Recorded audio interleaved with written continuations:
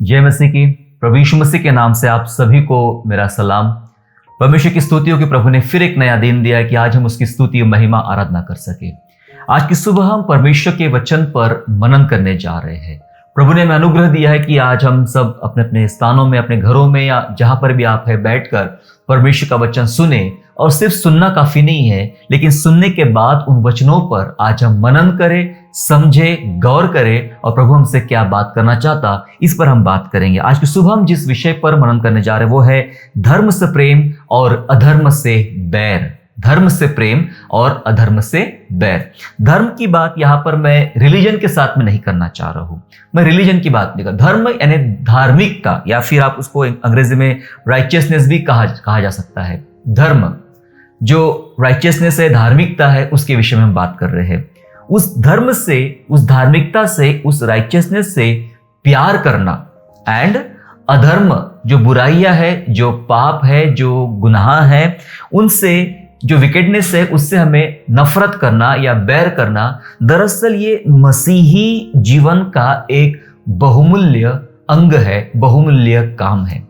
ये काम ऐसा महत्वपूर्ण है कि इसके बिना हम कभी भी प्रभु यीशु मसीह में जिस तरह से हमें बढ़ना चाहिए, जिस तरह से हमें उसकी सेवा करना चाहिए, जिस तरह से उसके पीछे चलना चाहिए, ये सब करने के लिए हम असक्षम बन जाते हैं। ये बहुत ही मुद्दे वाला और महत्वपूर्ण विषय है कि धर्म से प्रेम और अधर्म से बैर। मैं आपसे पूछना चाहता हूं एक बात कि मसीहों का स्वभाव कैसा होना चाहिए। मसीहों का, हम बिलीवर्स का स्वभाव कैसा होना चाहिए। हमारा नेचर, जो हमारा स्वभाव है, वो कैसा होना चाहिए। क्योंकि स्वभाव निर्भर करता है हमारे चरित्र पर। हमारे चरित्र से ही हमारा स्वभाव बनता है। जब हमारे चरित्र में जिस प्रकार की बातें पाई जाती है, जिस प्रकार का चरित्र है, मान के चलिए हमारा चरित्र एक क्रोधी चरित्र है, क्रोधिक चरित्र है, या फिर ईर्ष्यालु चरित्र है, तो सीधी बात है कि हमारे स्वभाव में वो क्रोध, वो गुस्सा दिखाई पड़ता है। यदि हमारे चरित्र में स्नेह है, सहानुभूति है, प्रेम है, तो वो सब दिखाई पड़ता है। पर ये बाहरी चीजें होगी। भीतरी स्वभाव की जहां तक हम बात करेंगे, भीतरी स्वभाव उस बात पर निर्भर होता है कि जब आप यीशु मसीह के साथ जैसा चलते हैं और उसके साथ चलते चलते जो चरित्र, जो कैरेक्टर आपके अंदर डेवलप होता है और उसकी वजह से जो आपका स्वभाव बन जाता है, उस स्वभाव की बात कर रहा हूं मैं कि हम मसीहों का स्वभाव कैसा होना चाहिए। दरअसल ये जो वचन आपको आज हम पढ़ने जा रहे हैं, इसके अनुसार ही हमारा स्वभाव धर्म से प्रेम करने वाला होना चाहिए। मतलब भली बातों से, धार्मिकता वाली बातों से प्यार करने वाला स्वभाव होना चाहिए। और अधर्म, जिसमें पाप है, जिसमें बुराइयां है, उनसे बैर करने वाला हमारा स्वभाव होना चाहिए। जल्दी से हम वचन पढ़ेंगे, देखेंगे प्रभु यीशु मसीह का स्वभाव कैसा था। प्रभु यीशु मसीह के स्वभाव में कौन सी वो बात थी जिस कारण परमेश्वर ने प्रभु यीशु मसीह को अपना पुत्र बनाया, अपने दाहिनी ओर बिठाया, अपने सिंहासन पर बैठाया और उसे बहुत सारी बातों का अधिकार दे दिया है। इन बातों पर आज हम मनन करें। मेरे साथ निकालेंगे इब्रानियों की पत्री पहला अध्याय वचन 9, book of Hebrew chapter 1 and verse 9। जहाँ इस प्रकार से लिखा है, मैं आपके लिए पढ़ता हूं। तूने धर्म से प्रेम और अधर्म से बैर रखा। यही विषय हम पढ़ रहे हैं आज। तूने धर्म से प्रेम और अधर्म से बैर रखा, इस कारण परमेश्वर ने तेरे साथियों से बढ़कर हर्षरूपी तेल से तेरा अभिषेक किया है। जी हाँ मेरे प्यारों, धार्मिकता से प्रेम किया यीशु मसीह ने, धर्म से प्रेम किया और अधर्म से बैर रखा। धर्म से प्रेम रखा और अधर्म से बैर रखा, इस कारण हमारे परमेश्वर ने, ऐसा लिखा है बाइबल में, साथियों से, यीशु के साथियों से भी बढ़कर ज्यादा प्रभु यीशु को हर्षरूपी तेल से प्रभु यीशु मसीह का अभिषेक किया है। ये बात यहां बताई जा रही है। मेरे प्यारों, धार्मिकता से प्रेम करने वाले तो बहुत मिलेंगे। कई बार ऐसा लगता है कि मुझे धार्मिकता, अच्छी बातें, अच्छी चीजों से मैं चाहत रखता हूं, मैं प्यार करता हूं। ऐसे बहुत लोग हैं, 100 में से 100 लोग ऐसे मिलेंगे आपको जो ये कहते हैं कि हमें धार्मिकता वाली बातें, हमें अच्छी बातें ज्यादा पसंद है। लेकिन सिर्फ अच्छी बातें पसंद करना, धार्मिकता से प्यार करना इतना ही जरूरी नहीं है। जरूरी यह भी है, क्या आप बुराई से घृणा करते हो? बुराई से नफरत करते हो, अधर्म से बैर रखते हो, तो जब हम धार्मिकता से प्रेम करते हैं तो जरूरी है कि हम अधर्म से बैर भी रखें, तो हमारा एक विशेष चरित्र, विशेष कैरेक्टर डेवलप होता है। यीशु मसीह में हम उस प्रकार से चलते हैं। बाइबल यह बात कर रही यीशु मसीह के विषय में कि यीशु मसीह का स्वभाव ऐसा स्वभाव था जो धर्म से प्रेम करता है और अधर्म से बैर रखता है। क्या आपने इस वचन को ध्यान से पढ़ा? जहां लिखा है इस कारण, एक वजह है, इस कारण, किस कारण? जब प्रभु यीशु मसीह ने धर्म से प्रेम और अधर्म से बैर रखा, इस कारण परमेश्वर ने उसे क्या किया? हर्ष रूपी तेल से अभिषेक किया। मेरे प्यारो, परमेश्वर के पुत्र के अभिषेक का आधार यही था। हालेलुया। परमेश्वर के पुत्र के अभिषेक का आधार यही था, धर्म से प्रेम करना और अधर्म से बैर रखना, ऐसा जीवन जिया। इस कारण परमेश्वर ने प्रभु यीशु मसीह का अभिषेक किया। अभिषेक का आधार यही था। आपके और मेरा अभिषेक क्यों रुका है? आपका और मेरा अभिषेक कहां तक जा सकता है? आपके और मेरे अभिषेक में क्या समस्या है? हमें यह जानना और जांचना जरूरी है कि मेरा अभिषेक कहां रुका है, मेरा अभिषेक कैसे हो सकता है, मेरे अभिषेक का आधार क्या होगा। जिस घड़ी हमारा यह विश्वास बन जाएगा कि मैं धर्म से प्रेम करना सीख जाऊं, धर्म से प्रेम करना सीख जाओ और अधर्म से बैर रखना सीख जाओ। बुराइयां जो है, कई बार हम अनदेखा करते, हाँ कोई बात, वो लोग बुरे हैं, कोई बात नहीं, बात बुरी हो रही है, मैं तो भली बातें करते रहा, वो तो अच्छा नहीं है। सिर्फ इतना बोलने से काम नहीं चलेगा। आपका व्यवहार, आपका विचार, आपका चरित्र उन बुराइयों के प्रति कैसा है। नया नियम में बार बार लिखा है कि बुरी बातों पर उलाहना दे। उलाहना देने का मतलब होता है जहां गलत है वहां डांट। यीशु मसीह ने भी डांटा। यीशु मसीह का एक स्वभाव दिखाई पड़ता है जब उसने मंदिर में प्रवेश किया, और मंदिर में प्रवेश करने के बाद उसने देखा कि क्या बना रखा इन लोगों ने परमेश्वर के भवन को। ये सारे लोगों ने जो बाइबल जानते थे, परमेश्वर की आराधना करते थे अपने अपने टाइम पर, लेकिन इन लोगों ने व्यापार का घर बना के रखा। मंदिर को व्यापार का घर बना के रखा। यहां पर बिजनेस चल रहे हैं, या कबूतर बेचे जा रहे हैं, सब्जी बेची जा रही है, फल बेचे जा रहे हैं, पैसों का व्यापार किया जा रहा है। यीशु मसीह ने ऐसा देखे, ओहो बेचारे लोग, इन्होंने कैसा काम कर लिया, ऐसा कैसे कर लिया इन लोगों ने। सिर्फ इतना सोचा नहीं, यीशु मसीह ने अपना रवैया वहां पर प्रकट किया कि मैं धार्मिकता से प्यार करता हूं, लेकिन जो अधर्म तुम करते हो उससे मुझे नफरत है। और ऐसा लिखा है वचन में कि परमेश्वर प्रभु यीशु मसीह ने उनकी चौकियां पलट दी, उनके दुकान तोड़ दिए और उनके कबूतरों को आजाद कर दिया, बकरियों को आजाद कर दिया, और ये बात कहा कि तुमने मेरे पिता के घर को व्यापार का घर बना डाला है। एक ऐसी घटना जहां यीशु मसीह का क्रोध दिखाई पड़ता है। जी हां, क्रोध दिखाई पड़ता है। इसलिए वचन कहता है कि उसने धर्म से बहुत प्यार किया यीशु मसीह ने, लेकिन अधर्म से बैर भी किया, नफरत किया। ये हमारा कैरेक्टर होता है मेरे प्यारे। यीशु मसीह में ये कैरेक्टर सिखाते हैं। यही उसके अभिषेक का आधार था। इसी कारण प्रभु यीशु मसीह का अभिषेक किया गया। वचन बोलता है इसी कारण परमेश्वर ने अपने पुत्र का अभिषेक किया और सब साथियों से बढ़कर प्रभु यीशु मसीह का ज्यादा अभिषेक किया। आपको और मुझे अगर अभिषेक चाहिए, आपको और मुझे अगर यीशु मसीह के पीछे चलना है, परमेश्वर की सेवा करना है, तो जरूरी है कि हमारा चरित्र ऐसा बने कि हम धर्म से प्रेम करें और अधर्म से हम लोग नफरत करें। हमारा धर्म के प्रति प्रेम और अधर्म के प्रति घृणा दो कारणों से बढ़ेगा। हम एक बात जानना है, हमारा जो रवैया है, धर्म के प्रति प्रेम कैसे बढ़ेगा और अधर्म के प्रति घृणा कैसे बढ़ेगी, ये बात को आज की सुबह हमें सीखना पड़ेगा। दो बातें सीखेंगे। पहली बात जो ये है कि कैसे हमारा धर्म के प्रति प्रेम और अधर्म के प्रति घृणा बढ़ेगा।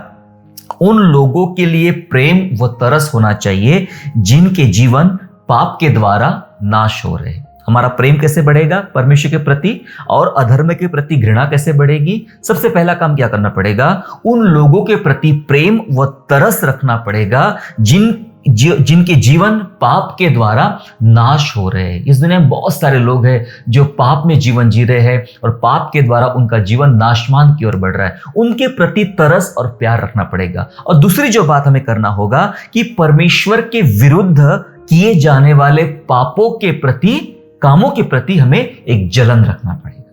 जी हां, पहली बात पापियों के प्रति प्रेम व तरस, और दूसरी बात परमेश्वर के विरोध में, परमेश्वर के विरोध में जो काम किए जाते हैं उन कामों के प्रति जलन रखना यह जरूरी होगा। जी हां, सिर्फ एक तरफी नहीं है बाइबिल। बाइबिल दोनों प्रकार से बात करती है। यीशु मसीह को बाइबिल में सिर्फ दया सागर दया सागर दया सागर नहीं बताया गया है। प्रभु यीशु मसीह को बाइबिल में न्यायाधीश बताया गया है। प्रभु यीशु मसीह को बाइबिल में विलंब से कोप करने वाला बताया गया है। प्रभु यीशु मसीह को बाइबिल में जलन रखने वाला परमेश्वर बताया गया है। जी हाँ, हमें भी परमेश्वर के विरोध में जो जो काम किए जाते हैं उसके प्रति एक जलन होना चाहिए, एक गुस्सा होना चाहिए। गुस्सा का मतलब आप गलत वे में नहीं समझना इसको। गुस्से का मतलब यह होता है कि एक अंदर एक कचुआट होती है हमारे अंदर में कि परमेश्वर के विरोध में इतने बुरे काम किए जा रहे। तड़पना, पीड़ित होना, परेशान होना, गुस्सा आना अंदर ही अंदर की मेरे प्रभु के विरोध में ऐसे काम किए जा रहे हैं। जब ये ऐसा कैरेक्टर हम रखेंगे, ऐसा स्वभाव हम रखेंगे, तभी हमारा परमेश्वर के प्रति, धर्म के प्रति प्रेम और अधर्म के प्रति घृणा बढ़ेगी। यही जब हम करते रहेंगे, धर्म के प्रति प्रेम और अधर्म के प्रति बैर करेंगे, तो मैं आपको बताना चाहता हूं, यही हमारा बचाव करेगा। मुश्किल हालातों में जब कयामत का दिन, न्याय का दिन जिसे कहते हैं, वो समय आएगा, अंतिम समय जब आएगा, तब यही हमारा व्यवहार, धर्म के प्रति प्रेम और अधर्म के प्रति जो बैर है, ये हमारा बचाव करेगा। ये बात मैं एक उदाहरण आपको बताना चाहता हूं। ये उदाहरण से आपको ये बात समझ में आ जाएगी जो मैं बताया हूं कि कैसे ये दो बातें हैं जिससे हमारा धर्म के प्रति प्रेम और अधर्म के प्रति घृणा बढ़ेगी। जब हम पापियों के, जो लोग पाप में मर रहे, उनके प्रति तरस और परमेश्वर के विरोध में जो काम करे जाते हैं उनके प्रति जलन रखेंगे, तब ये स्वभाव हमारे अंदर धीरे धीरे डेवलप होना शुरू हो जाएगा। इसके लिए हम लोग चलेंगे यहेजकेल की पुस्तक में। यहेजकेल की पुस्तक में हम लोग चलेंगे, यहेजकेल चैप्टर 9 एंड वर्स 3 to 6। यहेजकेल अध्याय 9 और वचन 3 से 6 मैं आपको बताना चाहता हूं। 3 से 6 पढ़ने से पहले मैं आपको यह बता दूं कि इसके पीछे की स्टोरी क्या है। दरअसल यहां इस किताब में या इस अध्याय में यरूशलेम के पतन का कारण बताया गया है। यरूशलेम का पतन कैसा होगा, कैसे परमेश्वर के लोग परमेश्वर से अलग जाएंगे, कैसे घृणित काम करेंगे, ये सब बातें बताई जाती है। परमेश्वर ने अपने दास यहेजकेल को एक दर्शन दिया। दर्शन में ये बताया, आप पढ़ेंगे समझ में आएगा, 8वें 7वें अध्याय में आपको मिलेगा। परमेश्वर ने एक दर्शन बताया यहेजकेल को कि दीवार में एक छेद है, उस छेद में देख। तो बोले हाँ, अब क्या करूं? इस दीवार को तोड़ दे, जो छेद दिख रहा है उस दीवार को तोड़ दे, एक दरवाजा वहां दिखेगा और उस दरवाजे को खोल के भीतर झांक के देख कि अंदर क्या घृणित काम दिखाई पड़ते हैं। तो उसने वैसा ही किया, वो दीवार तोड़ी और दरवाजा खोला और भीतर देखा कि अंदर क्या हो जा रहा है। ऐसा लिखा है बाइबल में, 8वें अध्याय में ऐसा लिखा है कि अंदर में उस दीवार के ऊपर में जो रेंगने वाले जानवर है, तरह तरह के जानवर, रेंगने वाले जानवर जो होते, जमीन पे जो रेंगते हैं, तरह तरह के जानवरों के चित्र वहां निकाले गए हैं।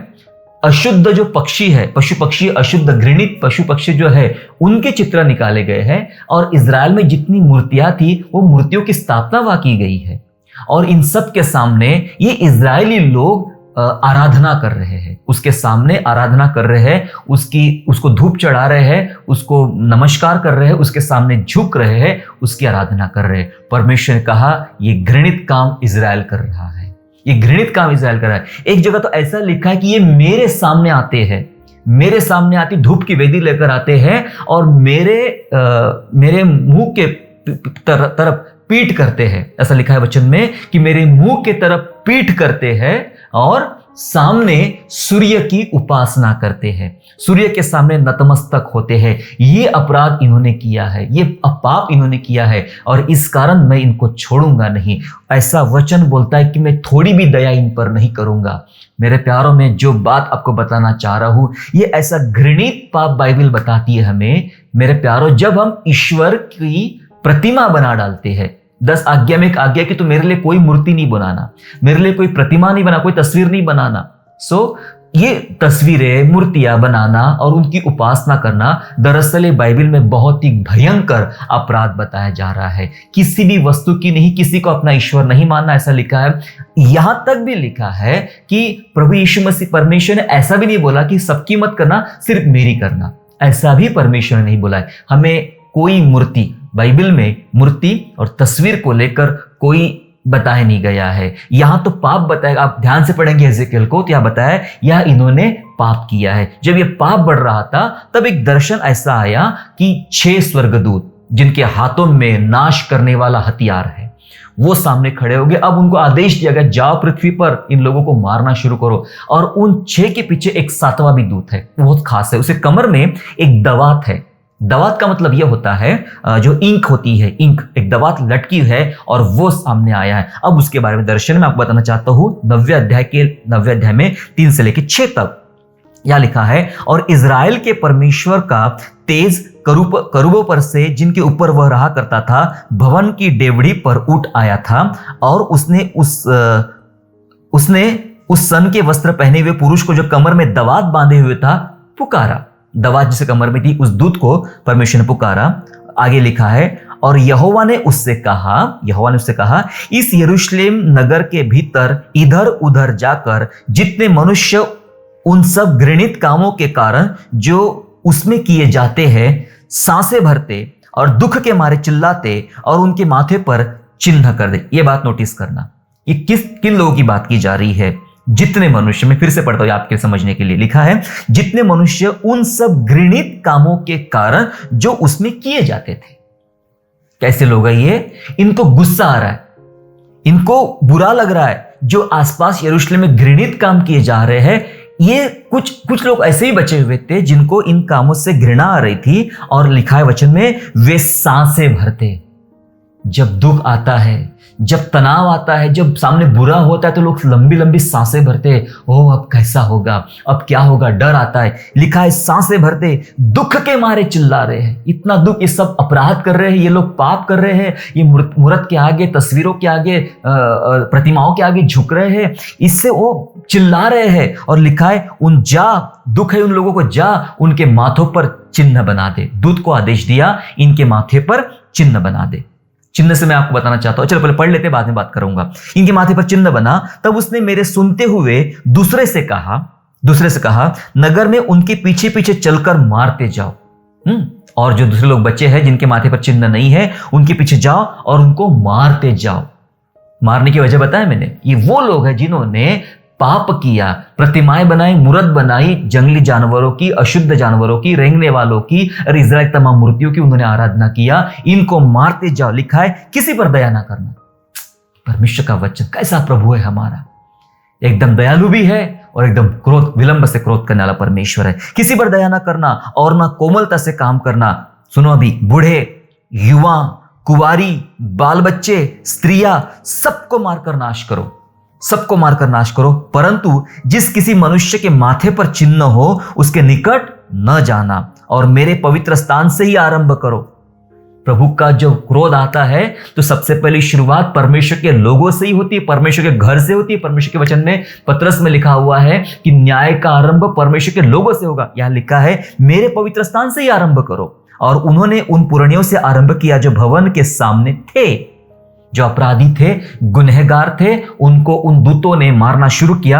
किनको हाथ लगाने से मना किया था परमेश्वर ने? सबसे पहले बोला उन लोगों के बारे में जो घृणित कामों के कारण लंबी सांसें भरते हैं, दुख के मारे चिल्लाते हैं। उनके माथे पर वो दवात थी, उसके पास में इंक थी, उससे चिन्ह लगा दे, और जिनके माथे पर चिन्ह हो उसको हाथ भी लगाना नहीं, ये शर्त बताई गई थी।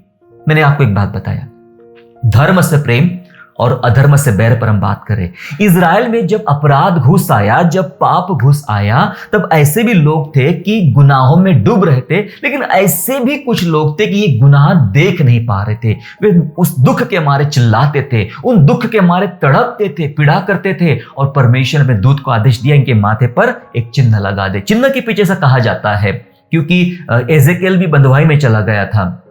चिन्ह के पीछे कहा जाता है कि ये जो चिन्ह था, इब्रानी वर्णमाला जो होती है, हिब्रू अल्फाबेट्स जो होते हैं, हिब्रू अल्फाबेट्स का लास्ट जो अल्फाबेट होता है वो ता कहलाता है, ता। और ता को लिखते कैसा हिब्रू में? एक क्रॉस के समान होता है। ये लास्ट अल्फाबेट होता है और वो क्रूस के समान दिखता है वो अल्फाबेट वो। और कहा जाता है कि दूतों को वही आदेश था कि ये दवात से वह उनके माथे पर ये अल्फाबेट ता लिख दे, मतलब ये क्रूस के समान ये चिन्ह था, ये क्रूस का चिन्ह उनके माथे पर बना दे, तो वे बचा लिए जाएंगे। जी हाँ, तो वे बचा लिए जाएंगे। नाश करने वाले जब दूत आएंगे तो जिनके माथे पर चिन्ह होगा वे मारे नहीं जाएंगे। ठीक वैसा ना जैसा मिस्र में हुआ था, जिनके दरवाजे पर लहू का चिन्ह मार्क था, वो भी लगभग ऐसा ही था, ऐसा था। तो मार्क किया गया था, उस परिवार के लोग बचा लिए गए थे, बचा लिए गए थे, उनके पहलौठे बचा लिए गए थे। जिसके दरवाजे पर लहू का चिन्ह नहीं था वे लोग मारे गए थे। मेरे प्यारो, ये वो लोग हैं जिनको धर्म के प्रति प्यार है, जिनके माथे पर निशान है, ये धर्म के प्रति प्यार है, लेकिन सिर्फ खड़े खड़े मुंह नहीं देख रहे, क्या हो रहा है, क्या हो रहा है, क्या हो रहा है, ऐसा नहीं देख रहे। इनको पीड़ा हो रही अंदर से। क्या आपको पीड़ा होती है इस दुनिया में बुराइयों को देखते हुए? अधर्म जो चल रहे हैं, बहुत बुरे अधर्म, आप रोज अखबार पढ़िए, मालूम पड़ता कितने अधर्म की बातें हो रही है। टीवी पर चलिए, देखिए क्या हो रहा है, अधर्म की बातें हो रही है। ये अधर्म से उनको तकलीफ हो रही थी, अधर्म से उनको पीड़ाएं हो रही है, चिल्ला रहे थे, पीड़ित थे, ऐसे लोग बचा लिए गए। मेरे प्यारो, धर्म के प्रति प्रेम और अधर्म के प्रति जब आपका बैर रहेगा, यही इस अंतिम दिनों में हमारा बचाव करेगा, यही बचाव करेगा। आपकी सोच कैसी है, आपका स्वभाव कैसा है? यीशु मसीह का स्वभाव हमने पढ़ लिया इब्रानियों में, वो ऐसा ही था, धर्म से प्रेम और अधर्म से बैर करता था। इस कारण परमेश्वर ने उसका अभिषेक किया, सब साथियों से बढ़कर उसका अभिषेक किया। आपका और मेरा चरित्र, आपका और मेरा स्वभाव ऐसा होना चाहिए। जब ऐसा स्वभाव आएगा तभी हम परमेश्वर के अनुसार हम बन सकते हैं और अनुसार हम लोग कर सकते हैं। परमेश्वर के लोगों का एक एटीट्यूड होना चाहिए, परमेश्वर के लोगों का एटीट्यूड होना चाहिए कि वे लोगों ने हमेशा बुराई के खिलाफ होना चाहिए, बुराई के खिलाफ होना चाहिए। कई सारे लोग बोलते हैं बुरा होता होने दो, हमें क्या करना है, वो तो बोलना ही पसंद नहीं करते उसके खिलाफ, उसके बारे में चर्चा करना ही पसंद नहीं करते हैं। पर बाइबल बात करती है, बाइबल बात करती, बाइबल खामोश नहीं है बुराई को लेकर, परमेश्वर खामोश नहीं है बुराई को लेकर। मैं आज पूछना चाहता हूं, परमेश्वर के लोग क्यों खामोश है बुराई को लेकर? आपके पड़ोस में ही बुरा काम हो रहा है, आपके पास में ही बुरा काम कर रहा है, आप प्रार्थना नहीं करते उसके बारे में? आप जहां गलत हो रहा वहां जाके बताते नहीं है, भाई साहब ये गलत हो रहा, ऐसा नहीं करना चाहिए। आप जहां बुरा काम दिखता है वहां आंखें बंद कर लेते हो, तो आप कैसे मसीह हो, कैसे मसीह हो? नीति वचन बोलता है, जो जिनकी आवाज नहीं उनकी आवाज बन, उनकी आवाज बन। बीच में हमारे प्रधानमंत्री ने एक वाक्य कहा था, वोकल फॉर लोकल, स्थानीय लोगों के लिए आवाज बनो। दरअसल हम उस पर बात नहीं करें, हम बात बाइबल पर करेंगे। बाइबल ने बात किया है कि जिसकी आवाज नहीं उसकी आवाज बनो। आप अन्याय, अपराध, बुराई जब होती है तब उसके विषय में आप खामोश नहीं बैठ सकते, आपको उनकी आवाज बनना चाहिए। आपको बुराई देखकर खामोश नहीं बैठना है, आपको उनकी आवाज उलाहना देना चाहिए। आप पतरस से देखिए उसने क्या किया, आप पौलुस से देखिए उसने क्या किया, आप मूसा को देखिए उसने क्या किया, आप यूहन्ना बपतिस्मा देने वाले को देखिए उसने क्या किया। उसे चुप नहीं बैठा, देखा कि हेरोदेस ने कहा कि आपने ही भाई की बीवी को रख लिया है, और ये बात गुस्से में था हेरोदेस और उसकी बीवी, है ना। और हेरोदेस की बीवी ने आखिरकार उसका सर कटवा लिया, यूहन्ना बपतिस्मा देने वाले का। उसने चुप नहीं रहा, उसने अपना सिर कटवा लिया, लेकिन उसने बुराई के खिलाफ आवाज रखी। हम मसीहों का एक एटीट्यूड होना चाहिए, बुराई के खिलाफ होना चाहिए। सिर्फ बात करने से नहीं होगा, हमारा व्यवहार भी उनके विरोध में दिखना चाहिए कि भाई साहब मुझे बुराई पसंद नहीं है। मैं आपको बताना चाहता हूं, मेरे बहुत सारे ऐसे मित्र थे जो यीशु मसीह को जानने से पहले, बहुत सारे मित्र थे, और वो मित्र ये कहा करते थे कि चलो हम लोग आज ये बुरा काम करने चलते हैं, हम सिगरेट पीने चलते हैं, हम ये शराब पीने चलते हैं, हम ये काम करने वो काम करने चलते थे। तो मैं सामने से मना कर, नहीं भाई, मैं यीशु मसीह को जानता हूँ, मानता हूँ, और मैं ये सब काम नहीं कर सकता था।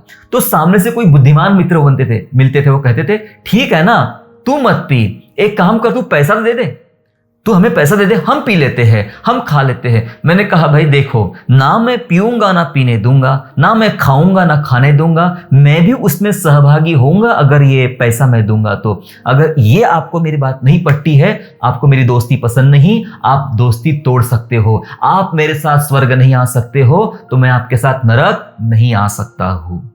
मैंने विरोध किया, क्या मिला? सारे दोस्त उल्टे पांव वापस चले गए, एक भी आज मेरे साथ नहीं है।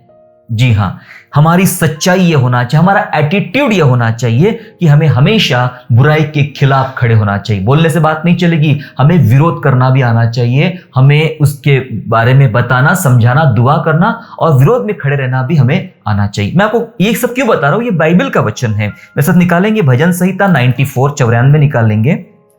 भजन संहिता साम 94 एंड वर्स 16 16 वचन पढ़ेंगे, 94 का 16, जहां लिखा है, कुकर्मियों के विरुद्ध मेरी ओर कौन खड़ा होगा।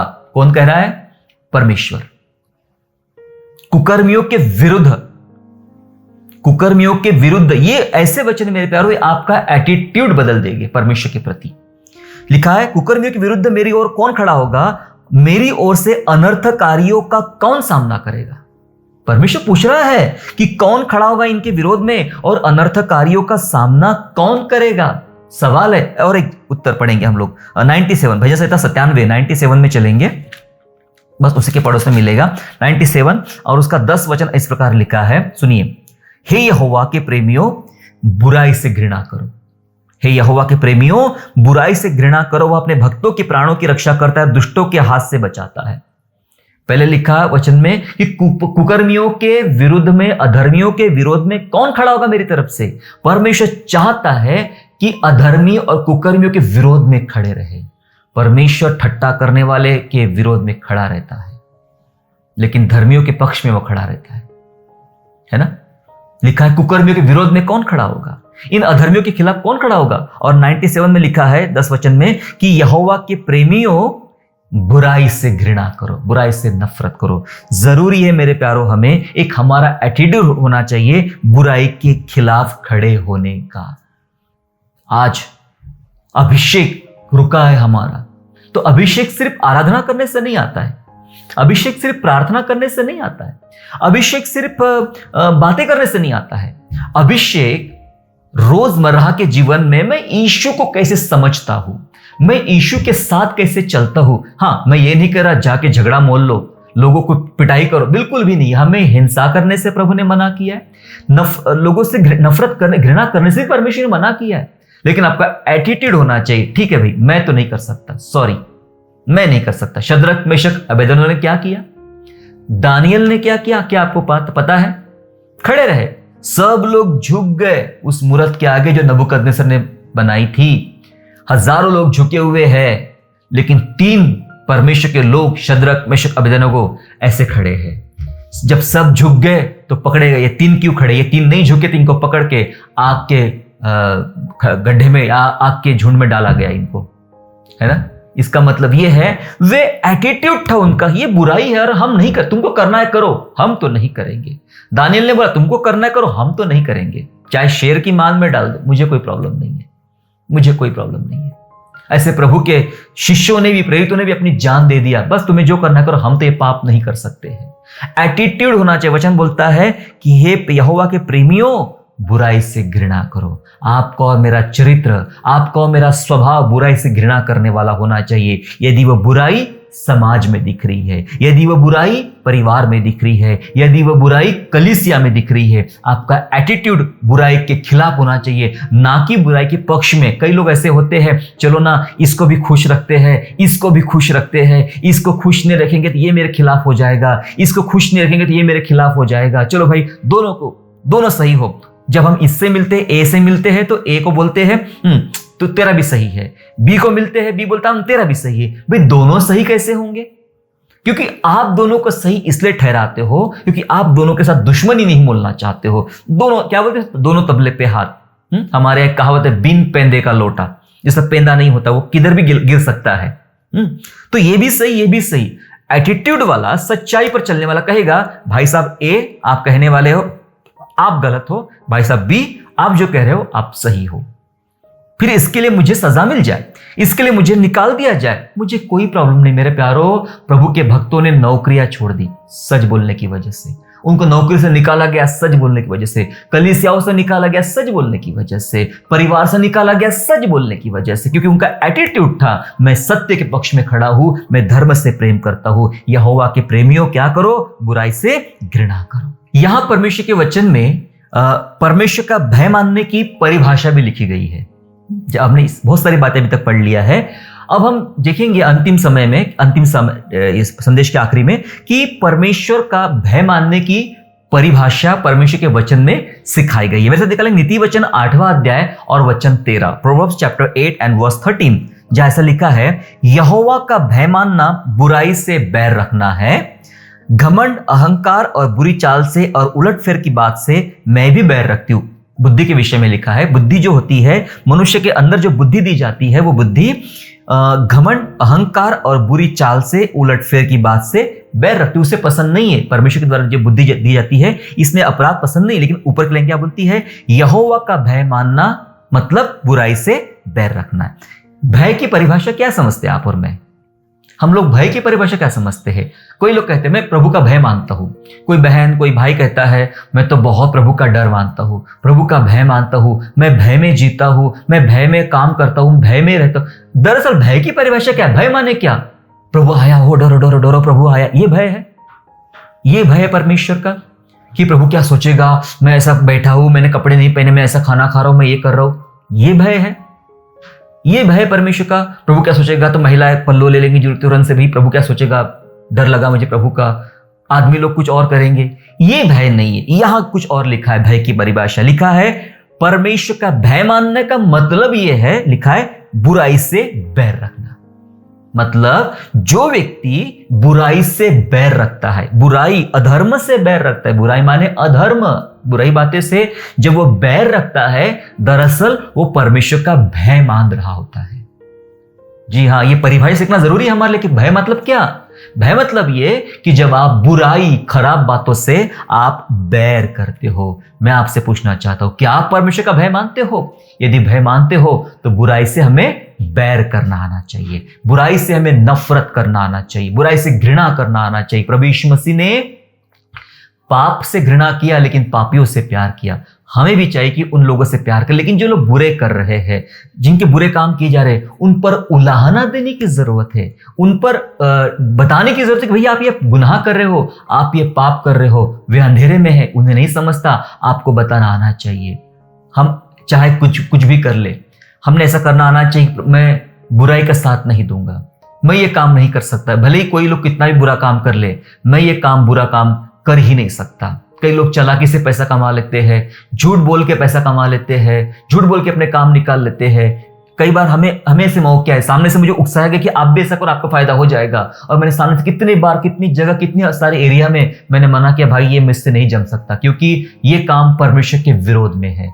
मतलब बाइबल सिखाती है, जब आप बुराई से घृणा करते हो तो दरअसल आप परमेश्वर का भय मान रहे होते हो। हमें परमेश्वर का भय मानना है। इसलिए मेरे प्यारों, आप आज अब आपको अभिषेक चाहिए, प्रभु की ओर से एक विशेष अनॉइंटिंग आपको चाहिए। धर्म से प्रेम और अधर्म से बैर हमें करना आना चाहिए। आज की सुबह आप धर्म से प्रेम और अधर्म से बैर करने को तैयार हो। आइए अपने आप को प्रभु के हवाले करें, प्रभु की सन्मुखता में ले चले, और हम भी ऐसे बने, हमारा एटीट्यूड, हमारा स्वभाव, हमारा कार्य यीशु प्रभु के जैसा बने, जैसा वह था। यही हमारा बचाव करेगा, यही हमारे लिए हिम्मत देगा, ये हमारे स्वभाव को परमेश्वर के समान बनाएगा। आइए उसके समान बनने के लिए आज हम प्रार्थना करें, प्रभु के नजदीकता में चले। आइए अपनी आंखें बंद करके प्रभु यीशु मसीह की उपस्थिति में चले। Thank you Jesus Lord, hallelujah. धन्यवाद प्रभु, धन्यवाद यीशु, धन्यवाद यीशु। ना बनूं मैं ज़माने सा, पर मन बदलता जाए। ना बनूं मैं ज़माने सा, पर मन बदलता जाए। मसीह हर दिन जिए मुझ में, मेरा मैं मरता जाए, मेरा मैं मरता जाए। इच्छा जो हो तुम्हारी, उसको सुबह शाम करूं, अपने जिस्म को कुर्बान करूं। ऐ मसीह तुमसे फरमान